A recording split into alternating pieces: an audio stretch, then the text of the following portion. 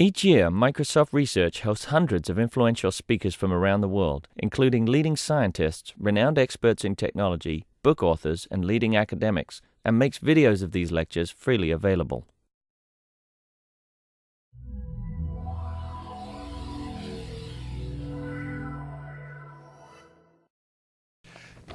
So without anything further, we'll get on with the plenary session, and it's my great pleasure to introduce Geoffrey Fox and invite him to the stage for distributed and parallel programming environments and their performance.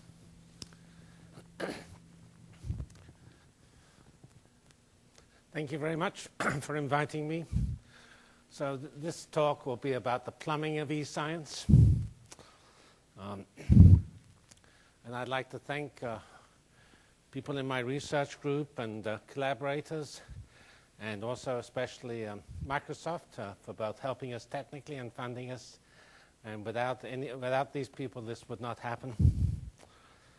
So if you look at the world today, there are all sorts of interesting claims that X and Y are marvelous and much better than previous things. And we will find that X and Y look surprisingly familiar. But there are some changes because we have various types of hardware, such as multi-core, which are obviously very low latency. We have nifty clusters or high-performance parallel systems, and we have distributed systems. And these all have various trade-offs. And then we're told to program these in different ways, even though we're programming the same thing. And these include threads and MPI and MapReduce and Dryad and Hadoop. We're told to use mashups or workflows. And if you look at all of those above, if you think about them in the right way, in most cases, they're all just exchanging information, usually with messages with different formats and different implementations.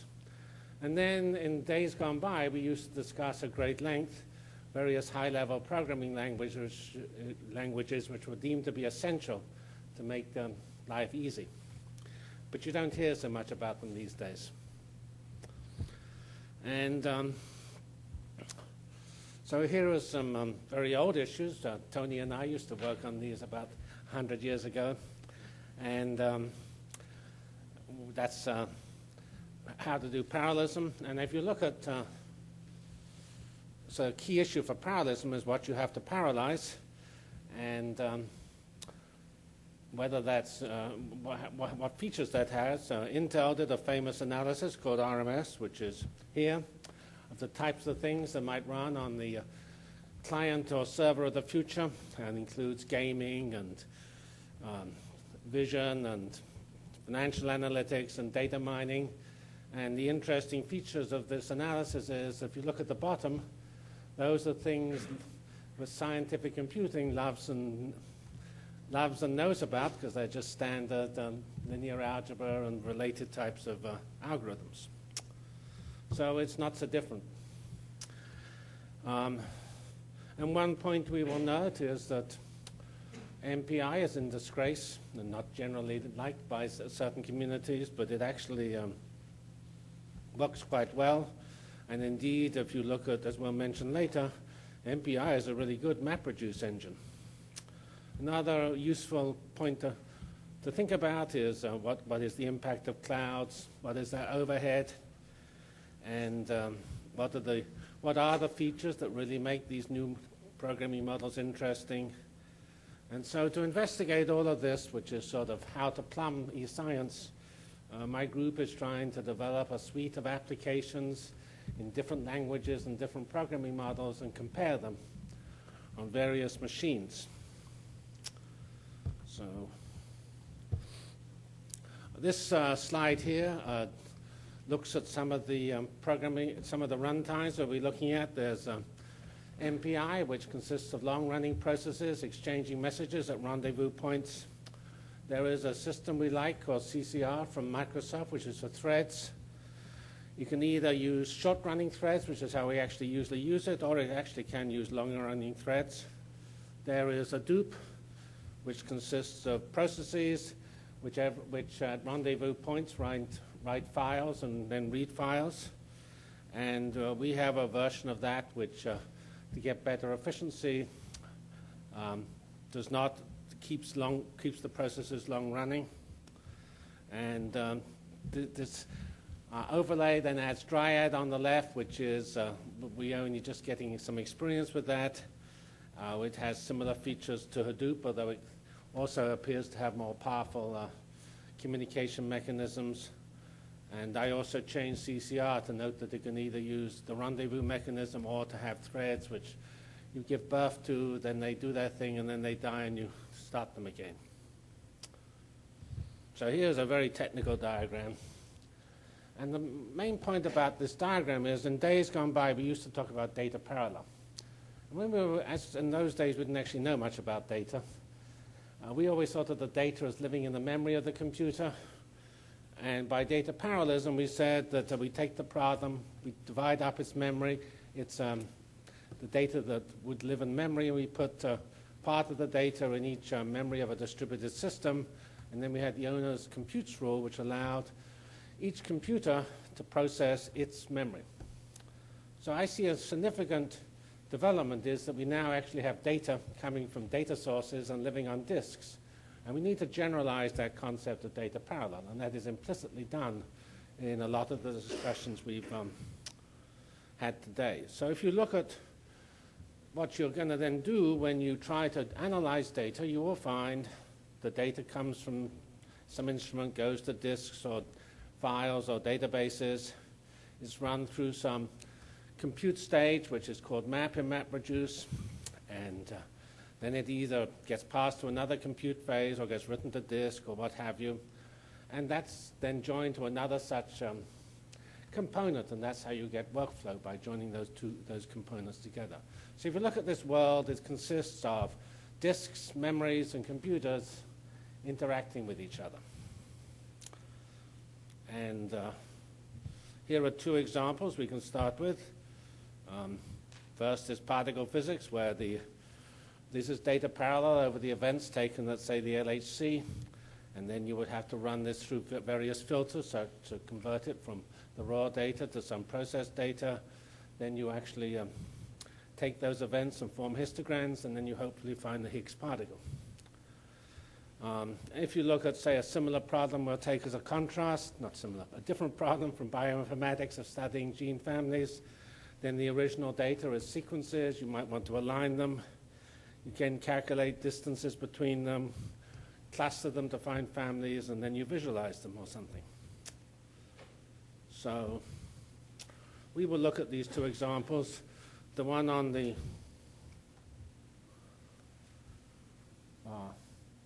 left is some Monte Carlo data with the Higgs boson. So forming these histograms is the sort of one of the crown jewels of particle physics. And we need to do that through a data parallel mechanism here to form these clusters of some gene sequences. That's also data parallel over the sequences with a somewhat different algorithm to identify those clusters. So here we can now start looking at these MapReduce algorithm, which is implemented by the Hadoop software. And the simplest example is actually the identical problem to particle physics. The word histogramming problem is a standard Hadoop benchmark where each task counts the number of occurrences of a particular word. And then the reduce phase, of course, for both particle physics and this word histogram, just takes all these data parallel tasks and adds the number of occurrences of each word in each task. And then Dryad has a similar model with a rather more general data flow. So we're going to have lots of performance graphs. And in days gone by, we used to understand performance, but I'm not quite certain everybody knows about performance these days. And you won't understand it from this. If you know about performance, you'll understand this slide. If you don't, you won't. Technically, it defines what I call overhead, which I believe to be the most precise way of measuring performances and how well to represent them. And the obvious point is made here that overheads decrease in size as the ratio of the fractional overheads decrease in size as, say, the ratio of load imbalance or data communication decreases compared to the amount of computation. And we did lots of work in days gone by calculating how overheads behaved. And there are also two types of speedups you want to look at. Scale speedup, where we increase the problem size proportional to the size of the number of machines we have, and ordinary speedup, where we keep the problem size fixed. Okay. So here is the second problem, the gene sequencing, with actually a rather bad clustering algorithm.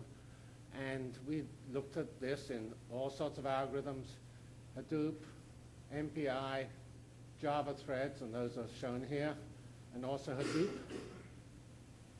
And we find Hadoop is some, I don't know, factor of 1,000 slower. Can't even plot overhead, it's so off. And the reason it's a factor of 1,000 slower is trivial. It is because for this type of data parallel algorithm, the amount of information communicated is small, and therefore if you write it to disk and use data flow as Hadoop does, you will find huge overheads.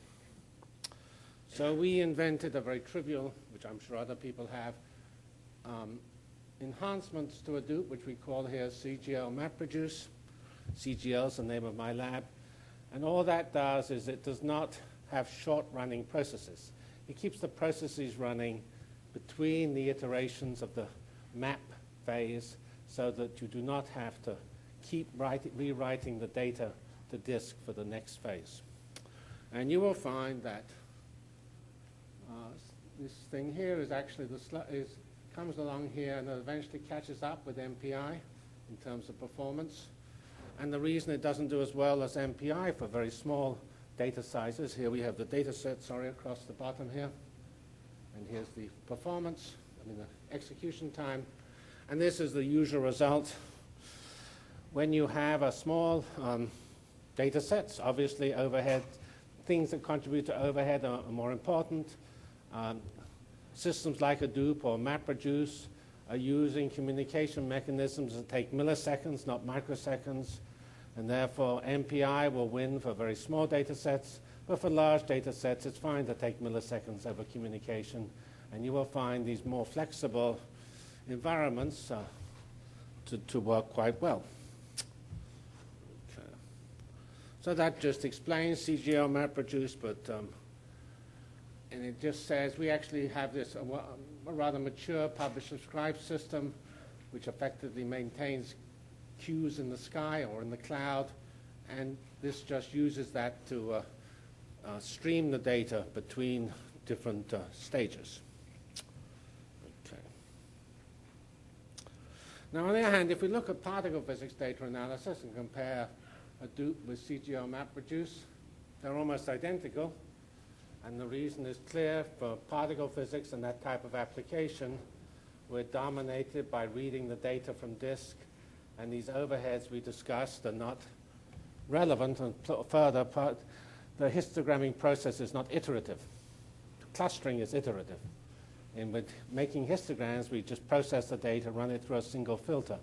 And so systems like Hadoop and MapReduce are very effective. And actually, MapReduce does LHC data analysis excellently. And this just shows some a little more data, both implementations on this particle physics case. Scale well as you scale. They don't give you, these are not perfectly scaling. It depends on the, it depends how many disks you have. But for our particular implementation, we got speed ups of around 4 on up to 8 nodes. So now we can just finish this particular section of the talk, and it just compares Hadoop with on the various standard applications of the Hadoop type benchmark, and we'll add Dryad to this when we have it implemented, and we will find this, the ones that CGL-MapReduce, which does not write to disk unnecessarily, clearly outperforms Hadoop, but not by a factor of 1,000 this time because we're not iterating. If you read Dryad's documentation, it says it will support streaming, and so it should actually be competitive with CGL-MapReduce. Here's the distributed Grep, doing a Grep over lots of disks against the size of the data set in gigabytes. Again, they're pretty similar. All right, so that's the end. So we deduce from that things are reasonable. If you take a problem for which these paradigms are suitable, you get good performance. There is an interesting intermediary between MapReduce and, say, MPI, which has some of the overheads of MapReduce, namely using millisecond-style overheads, but does not have such a high overhead in terms of using disks so extensively. I'm not going to stress this discussion of clouds. So we did try to measure MPI as other people have on clouds, and we sort of discovered the results we see here. We see the usual expectation. Again, this is on this clustering algorithm. When we have a lot of data, the performance of the clustering algorithm on clouds, which is this red line, well, this is on with virtual machines to be more precise, versus the native MPI, then there's a clear overhead, and that overhead disappears as you increase the size of the problem. If you try to study in more detail by increasing the size of the MPI overhead artificially by just calling MPI 100 times, just to make it important, you will find that one interesting feature, which is I don't fully understand, but it's probably not too surprising, that the overhead due to MPI has huge fluctuations, which if you measure it, the mean is this green line, the maximum is the red line, and the minimum is the purple line. And so that's just these clouds have all sorts of interesting new performance wrinkles that need to be borne in mind. So Eucalyptus does not have such a large overhead, but we do not know, but it should be similar because it's using the same virtual machines, and that's presumably due to the particular hardware setup it has. So we deduce from this we need to do some controlled experiments on a single piece of hardware where we can do the raw measurements and the VM-based measurements with the different VM approaches and try to measure the overhead scientifically. We have not done that yet. So I wanted to make a little point here about the overheads we saw in the first few graphs. And we talked about so that things like MapReduce and Hadoop support data flow. If you look at classical parallel computing, it does not, for many algorithms do data flow, it does what I call delta flow. Namely, it does not send all the data, it just sends the change. And that's one of the reasons you saw much better performance from the implementations which had long-running processes compared to the implementations which had the process, did its thing, and then re-instantiated the process. So Tony and I's, not our first paper, but one of our papers was on matrix multiplication. And matrix multiplication does have one useful feature. It actually has, it's actually quite okay for data flow because the computation is actually larger, goes like n to the 1.5, where the communication goes like n. So whereas for PDEs it's a catastrophe where the communication is a small part of the computation, for matrix multiplication we should get reasonable answers. So all this says is what we observed is hardly surprising. So here is matrix multiplication. And so here there's an iterative algorithm, and actually Hadoop is doing fine. It's very competitive with CGL-MapReduce. We will add MPI to this. We expect MPI from other measurements to be similar to the CGL-MapReduce. So that says we can understand where these systems will work quite well. We just have to think about the amount of communication versus the amount of calculation and do it like that. Yeah, so these were all done with 40 cores. Okay. So I just, I come back to the point that parallel computing concluded that MPI was hopeless, but actually Hadoop and Dryad are MPI, sort of. They are, they have a higher level control language, but their runtime is very similar. Their key constructs, such as reduce, is just as well done as by MPI. Reduce is a very elegant concept. And you could say that the model that Hadoop and MapReduce has is to have a library of filters, the things that you can do your maps for, your reductions, and that actually is, in my opinion, one of the best ways to do parallel computing. You just have a library of parallel algorithms. You just pick the one, and then you have some high-level workflow or some other type of functional language or what you like to control how those modules are used. And so I already mentioned this. I think it's useful to generalize what we used to do in the old days, the owner computes rule, which says that if the data is stored in the memory of a certain computer, that computer calculates it or simulates it to the disk memory map rule, which the CPU are. I mean, here we can have Jim Gray's idea of moving the computing to the disk, and then that disk uses the computer's memory, and that computer filters that disk data.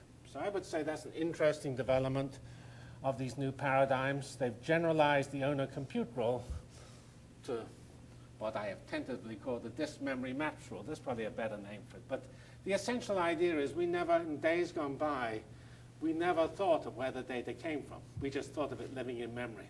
Now, if you listen to all these talks here, and the talks that will soon come, they don't think that way correctly, because the data lives in databases or on instruments.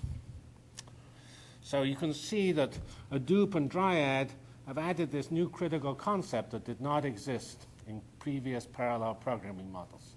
We should not think of the data living in memory. The data starts on disk. So that insight, I think, is reasonably important. All right, so now we have, we now go look at some detailed multi-core results, and they are for, we'll do this for, there's a couple of algorithms. The one I will present most results on is a clustering algorithm, which I changed over the last few months because I found a brilliant paper written by some German scientists who are hired by Google, and they have developed a very powerful variant of the clustering algorithm I'm familiar with, and we will use that.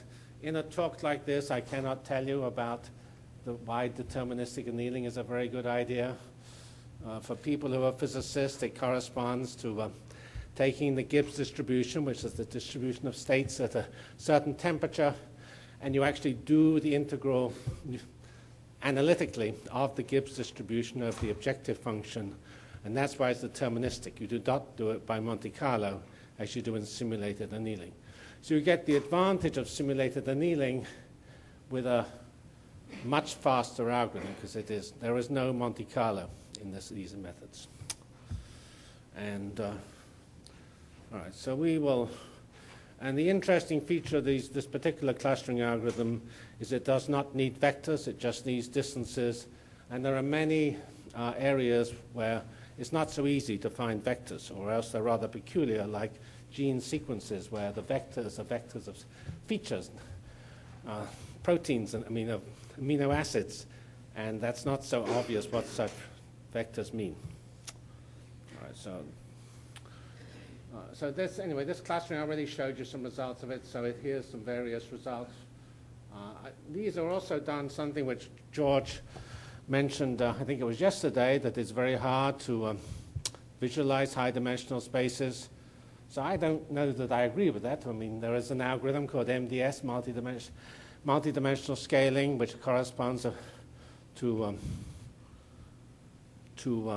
essentially doing a chi-squared fit of the distances between high-dimensional points and distances in whatever target dimension you want. And chi-squared fitting is well understood, and as far as I can see, it gives good answers. So all of these are, And why are these algorithms interesting? These are actually blue water style algorithms. In principle, you can want to run these are all order n squared algorithms. N can be 1,000,000. And so these could well be, and so this is another example of interesting feature of clouds. These are algorithms, if you want to use them, they would want a very large thread or MPI engine to make them run properly, because they do parallelize well, and they're very computationally intense. And here's another example where we clustered some, the previous clusters were in about 1,000-dimensional space of sequences. This is on about a 20-dimensional space of patient record data. And you see lots of nice clusters, and the visualization shows them. So in order to implement these, we have used both MPI and this threading system called CCR. When I started looking at CCR, I was sure it was going to be useless, and I was pleasantly surprised that it has remarkably good performance. And and the other interesting feature compared to MPI, it has 7 primitives. One of MPI's weaknesses, it has several hundred primitives. Now, of course, it doesn't do everything that MPI does, but it is a lot easier to think of 7 primitives becoming standard in the field than 400 primitives. So, and those primitives are various obvious things like writing to ports, reading from ports, and or reading multiple items from ports and reading from multiple ports. So again, Tony and I used to discuss Occam. This is sort of Occam redone in a more elegant, more powerful fashion. So, and this is a very old slide from the first work I did for Tony. And all this does is it compares the performance of CCR with the performance of various MPI implementations on some actually by now very old-fashioned multi-core systems. And CCR is not competitive with the very best MPI, Nemesis, but it does actually outperform MPI CH2 if you just download it from Argonne.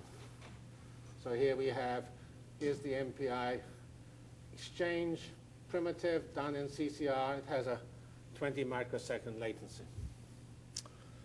And as far as I can see, CCR is very competitive with MPI for everything except possibly the most intensely sensitive applications. So this says everything we've done. And of course, another point, the CCR can also be thought of as active messengers.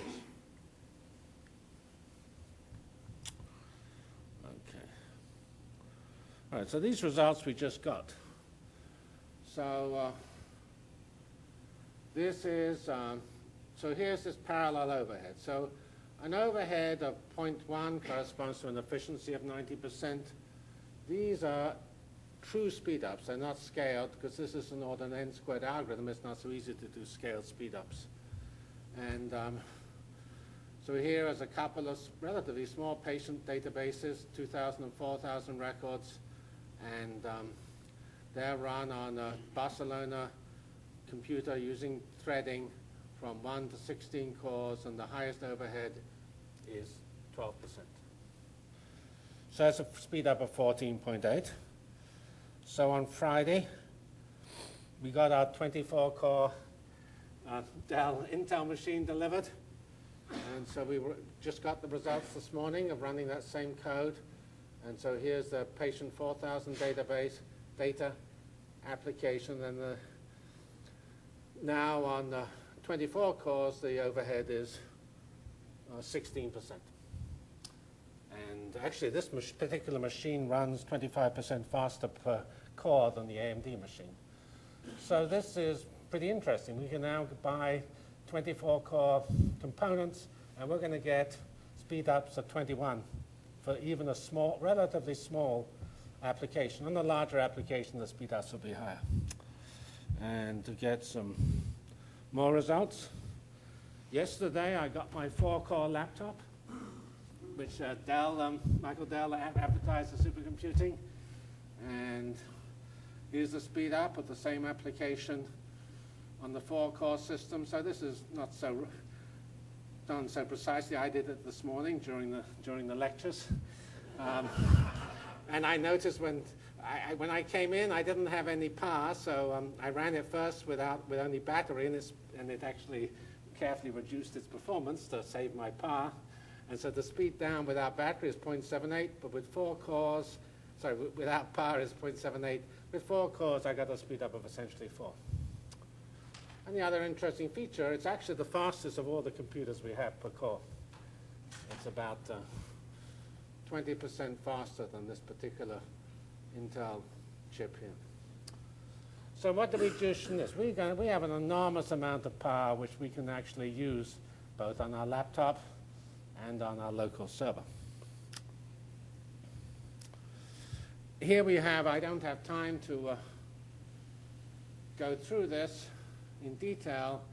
On a rather older code, we did a detailed set of analyses on the mixture of MPI and CCR. MPI is the results of Andrew Lumsdaine at Indiana University, whose MPI.net wraps the Microsoft MPI. So this is done with Microsoft Cluster Computing. And you see along the bottom here, essentially all possible ways you could think of mixing MPI and of mixing processes and threads. And you will find MPI performs as well as CCR, and possibly better. But they all perform well. And notice here's 10% overhead. So these are on 8-core systems, which until recently we thought were quite good. I say now we have 24-core, but then I realized we had a mistake in this code, which is shown here. When we went to the 16-core systems, we found that CCR on 16 cores started getting 60% overhead. And then I looked at the code and realized the problem was that we had not parallelized part of the code. So that's one problem with a shared memory model. You can actually forget to parallelize part of the code because it still works and it runs sequentially. And so I will not go through these in detail. So we learned a lesson here about shared memory programming. You have to be careful, but these results here, if you look at them, will show that apart from that problem, which is our codes problem, these actually scale up to 8 nodes, each of 16 cores, and we get good speedups. So I'm expecting on these applications to get overheads of around 10%. So here, in the last few minutes, we will discuss some little lessons. So we learned that MPI and CCR get good speed up.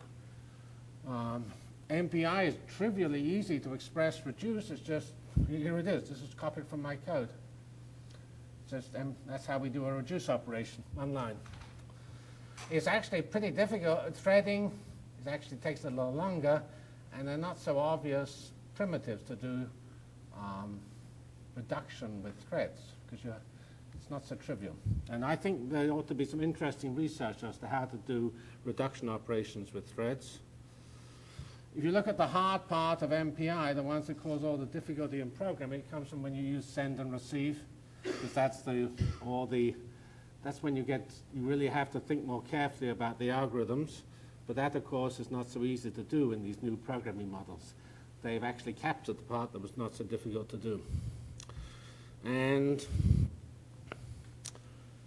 I have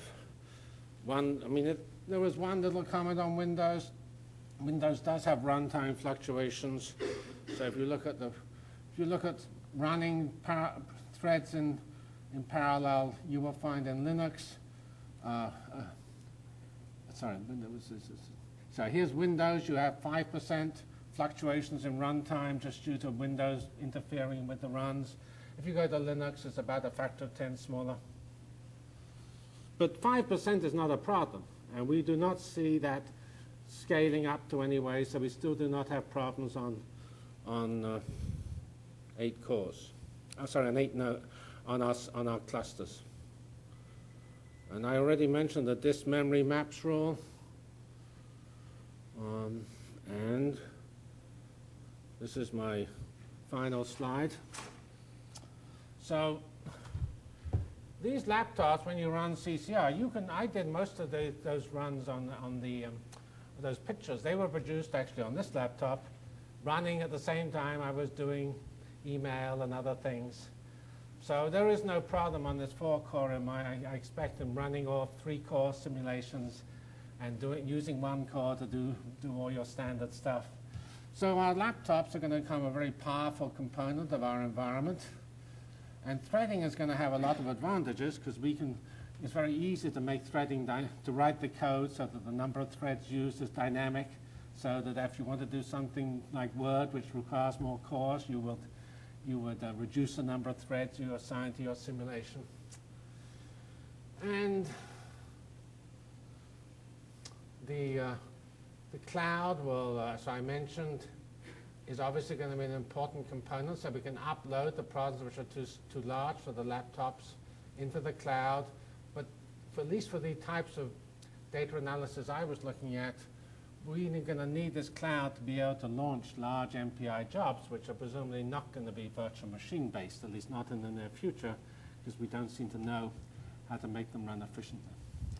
So I would say this is a pretty exciting time. We have these new models.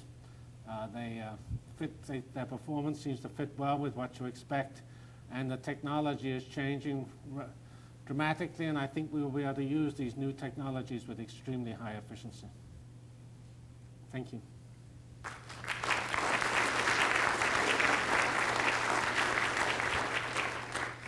Thank you. We do have some time for questions, but we do ask that folks go to the microphones for recording purposes, and we have a couple of people coming down to the mic. David never asks questions. So when you were doing the studies on the new machines particularly, did you also look at the energy consumption of the systems so that you could actually see whether or not efficiency of total computation in terms of consumed energy was also increased? We only got those 24-core on Friday. But for the previous systems, did you also look at that? No, we did not directly look at that. I mean, presumably we are buying multi-core systems precisely to try to get good energy behavior. Because the other one, of course, is PsyCortex, where they're talking about massively parallel systems. Yeah, as but well. PsyCortex doesn't run Windows, does it? No. Or various other interesting concepts like C#. So I guess, but you could say the lessons of this work is that we can use multi-core, large numbers of cores with high efficiency. That should allow some extremely energy-efficient architectures.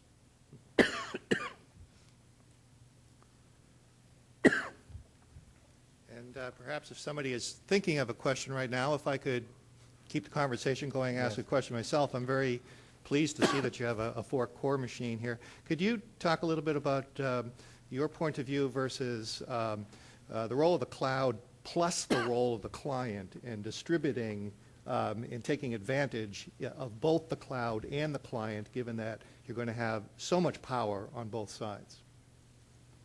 Well, I certainly found it pretty useful to be able to do my computations. I was sitting in my US Air flight running these calculations. So I see it's fine to run. I mean, there are going to be all the algorithm debugging I can do nicely on the laptop. So I think having powerful laptops is good, and these programs will run well. But obviously, the large production runs will be done somewhere by definition in the cloud. And we need to be able to seamlessly move from the laptop to the cloud, including to the MPI engine or to the high-performance computing engine. That's sort of obvious we have to do that. And we've heard talks like those of Paul Watson, which described some ideas in those regard. Very good. Well, we thank you once again. We appreciate it.